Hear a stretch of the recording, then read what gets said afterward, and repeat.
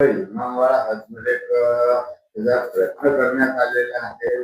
कोण आरोपी होते यामधले, कशाचा वाद होता त्यांचा, काय सांगा? इमामवाडा पोलीस स्टेशन मध्ये आरोपी राहुल मेश्राम आणि जखमी सूरज झलके हे दोघं एकाच वस्तीत राहत होते. जखमी इसमाने आरोपीचा मोबाईल घेतला होता आणि तो मोबाईल परत करत नव्हता. घटनेच्या दिवशी दोघेही दारू पिलेले होते आणि मोबाईल का परत करत नाही म्हणून आरोपीने जखमीला चाकूने मारहाण करून जखमी केले होते आणि पळून गेला होता. सदर आरोपीचा शोध घेऊन त्याला अटक केलेला आहे. जखमीची तब्येत आता ठीक आहे, ऑपरेशन झालं आहे, तो नॉर्मल आहे. पूर्ण कारवाई कुठल्या वरिष्ठ अधिकाऱ्यांच्या मार्फत करण्यात आलेली आहे, काय?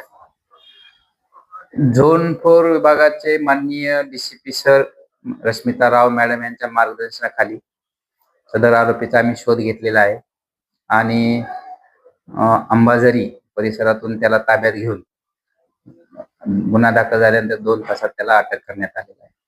सदर आरोपीकडून चाकू जप्त करण्यात आलेला आहे आणि पुढील तपास चालू आहे.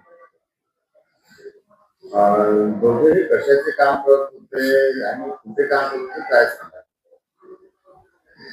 जखमी इसम हा कॉटन मार्केटमध्ये हमालीचं काम करत होता आणि आरोपी हा पंजाबी ढोल पथकात काम करत होता, ढोल वाजवत होता.